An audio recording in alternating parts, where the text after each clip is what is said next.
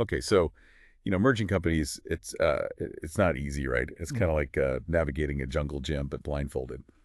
But that's why we're here today for this deep dive. You sent over that BrightWolves PMI Playbook.pdf, and this is no joke. This thing is packed with insights from a team that's guided over 100 mergers. They've been around the block a few times. Yeah, and what's really cool is they don't just like tell you what to do. They actually explain like why it works and why, so many mergers fail if you don't think this way. Yeah, they don't sugarcoat it either. They straight up say like 50 to 85% of mergers totally tank. And a lot of times it's because they mess up the integration. So if you're dealing with a merger right now, listen up. This can be the difference between, success and complete disaster. For sure. And the playbook lays out this clear framework. They call it the 4 Ds of integration: discover, design and calculate, disclose and dialogue, and then finally deliver. And they really stress that each phase builds on the one before. You can't just like skip ahead. Right? It's like building a house. You don't start with the roof. And speaking of foundations, that discover phase is all about being sneaky. You got a small study team, NDAs everywhere, super secret squirrel stuff going on, and they say picking the right people is key. They even talk about choosing the right tools for collaboration. Apparently, just spreadsheets and endless emails won't cut it. Yeah, and something I found interesting was they highlight this two-in-a-box approach for the study team, which basically means bringing in both full executive committees from both companies. They say that makes sure everyone's on the same page from the get-go. But I wonder, doesn't that risk, slowing things down, having so many people involved in making decisions? That's a good point. I hadn't thought about that. It's a tough balance, right? You need everyone to be on board, but you also need to be able to move quickly. Exactly. And once you've got your team in place, the playbook says before you even start crunching numbers, you have to figure out the why of the merger, the rationale, the vision. They even have this great line: if you cannot explain it simply, you do not understand it well enough. Talk about a mic drop moment. Right. It's so easy to get lost in the weeds with all the spreadsheets and org charts, but this reminds us to keep the big picture in mind.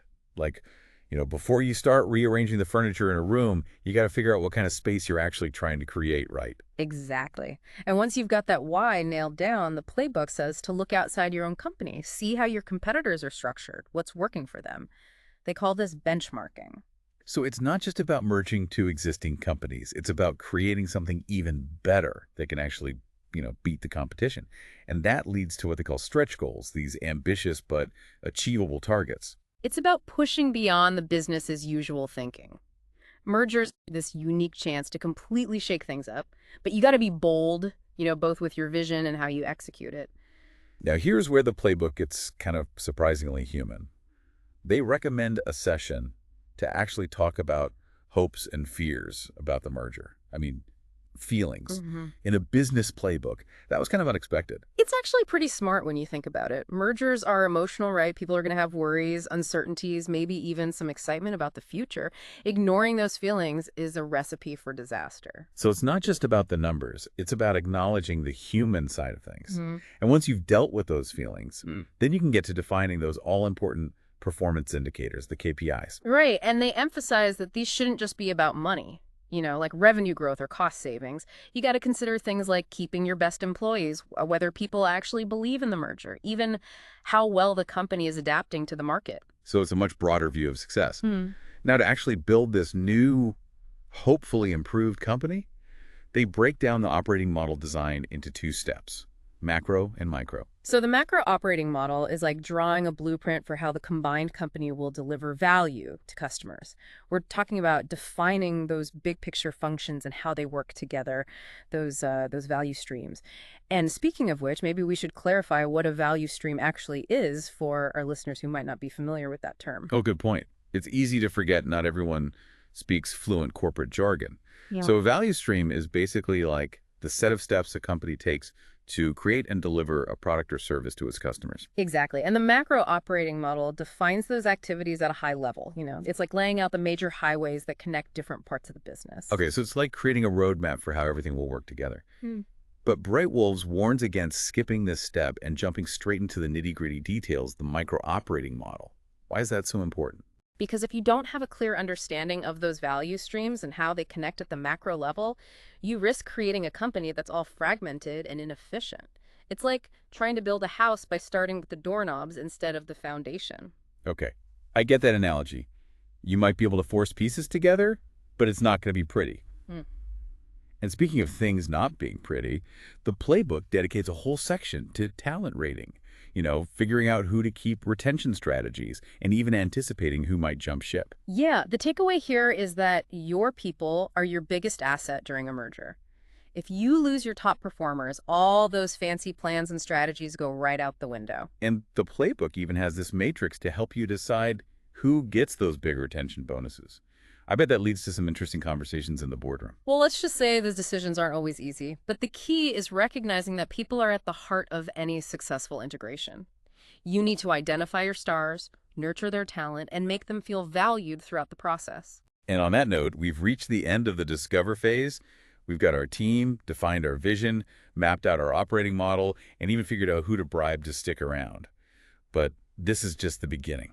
Exactly. Now it's time to step out of the shadows and into the design and calculate phase where those plans start to take shape and the real number crunching begins. All right, so we're picking up where we left off, and it's time to get down to business with this design and calculate phase. We've laid the groundwork. Now we got to turn those big ideas into an actual plan, and of course figure out the money stuff. Okay, so we're talking about building a solid financial model, right? Right. Figuring out where the cost savings are going to come from and how to actually get those revenue synergies everyone's hoping for. Exactly. And the playbook says this isn't just about, plugging numbers into a spreadsheet. They want you to really dig deep, challenge assumptions, make sure those projections are realistic, not just wishful thinking. Yeah, you don't want to build your whole plan on a foundation of, shaky numbers. Mhm. But before we get too lost in the financials, the playbook brings up something I hadn't really thought about: social dialogue. Ah, yes. This is where you start talking to the people who can really make or break the whole thing. The unions, works councils, employee representatives. It's recognizing that mergers can be kind of scary for employees. And if you don't handle this part right, the whole thing can fall apart. So it's not just about the numbers, it's about the people, too. And this sounds like it requires a delicate touch, right? Definitely. You need to be empathetic to people's concerns, but also, make sure the integration keeps moving forward in a way that's good for the company. The playbook has a whole roadmap for this stuff, understanding legal stuff, setting up a clear communication plan, even negotiating a support plan to help employees who might be negatively affected. It's interesting how much space they give to this topic. It really shows that a successful integration isn't just about, systems and processes, it's about the people involved. Absolutely. You can have the most brilliant strategy in the world, but if you don't bring your people along, it's meaningless. And speaking of bringing people along, once you've had those sensitive conversations, it's time to go public with the merger. Okay, so the merger is out in the open, no more secrets. What happens next? We move into the disclose and dialogue phase, where the focus shifts from all that secret planning to communicating and engaging with the whole company. This is where you get everyone on board, explain why you're doing this, and paint a picture of what the future looks like. So it's about being transparent and getting everyone excited about the new direction, right? Because mergers can be pretty unsettling for people. For sure.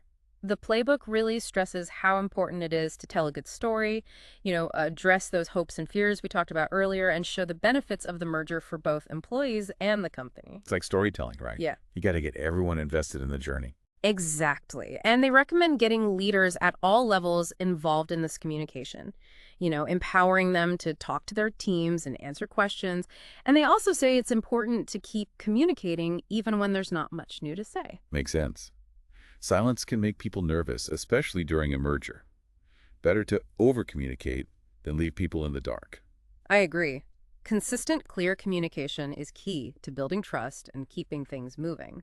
Now, once everyone's on board and informed, we finally move into the deliver phase, where we actually start putting those plans into action and merging the two companies. Okay, showtime.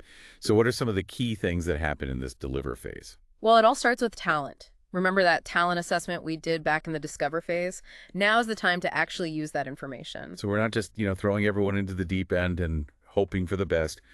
We're actively helping them through the transition. Exactly. The playbook suggests setting up a mobility center to help people with things like relocation, maybe moving to a different role, even offering career development opportunities so people can adapt to the new organization. It's like giving everyone a career counselor to help them figure things out and find their place in the new structure. That's a great way to put it. It's about recognizing that people need support during these changes. Then once you've taken care of the people side of things, it's time to tackle the processes. Right? We've mapped them out, found areas for improvement. Now it's time to actually make those changes happen. And that's everything, right? Like integrating IT systems, streamlining workflows, getting those performance metrics aligned across the whole company. It is, and this is where those relationships and communication channels we talked about earlier really matter. The playbook really stresses the need to be organized, to have clear roles and responsibilities, and keep track of everything to make sure the integration stays on track. This sounds incredibly complicated. Like there's so much potential for things to go wrong. It can be, yeah. Which is why the playbook talks about managing risks and having backup plans. It's about thinking ahead and being ready if things don't go as planned. So it's not just about being optimistic. It's about being prepared. Exactly. And they say it's important to keep reviewing and updating those backup plans as you go along because things rarely go exactly as planned. And once you've reached the finish line, Yeah. you've successfully integrated the two companies. What's the last piece of advice in the playbook? They say don't forget to celebrate, recognize all the hard work everyone put in, and take the time to acknowledge what you've achieved. That's so important. It's easy to get so focused on the challenges that you forget to celebrate the wins. It's like running a marathon. You got to enjoy those moments of victory, not just focus on the miles ahead. I like that analogy. And they also say it's important to keep learning. They want companies to do a post-integration review, figure out what worked, what didn't, and use that knowledge to improve their playbook for next time. So it's not just about finishing the project and moving on. It's about constantly trying to get better, turning each merger into a learning experience. Exactly. It's about building those M&A muscles, becoming more agile, more adaptable, and ultimately more successful with each integration. But for now, I think we need to take a break. When we come back, we'll dive into some specific examples and case studies from the playbook that really bring these ideas to life. Welcome back. So we've talked a lot about the theory, but now let's get into the nitty-gritty of this deliver phase. This is where you actually merge the two companies, make it real. Yeah, the rubber hits the road here. And remember all that stuff about talent being so important? Well, this is where it really comes into play. Right, we talked about that talent assessment and the mobility center to help people through the changes. But what does that look like, in the real world? Any good examples from the playbook? Yeah, there's this case study about a tech merger where they realized they were going to have a skills gap in their engineering team after they merged. Instead of just hiring a bunch of new people, they created an internal training program to upskill their existing employees, fill the gap from within. It saved them money and it boosted morale because it showed they were invested in their people. Oh, that's smart. It's about being proactive, right? Right. Not just waiting for problems to pop up. Exactly. And the playbook also talks about how important it is to set up clear communication channels and get feedback during this phase. They even recommend making a whole dedicated website, like an integration portal where employees can get information, ask questions, even share their own suggestions. That's a good idea. It makes people feel like they're part of the process instead of, like it's being done to them. Right. And it helps you catch any potential problems early on so you can deal with them before they turn into big messes. Okay, so you've taken care of the people side.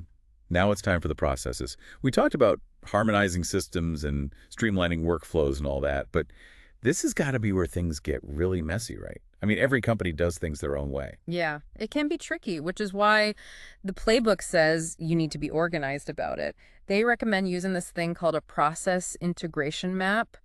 It's basically a visual way to see both companies' processes side by side, and then you can see where things overlap or clash. So you're basically comparing the two companies to see where they line up and where there are differences. Exactly. And once you have that clear picture, you can start making a plan for how to combine those processes.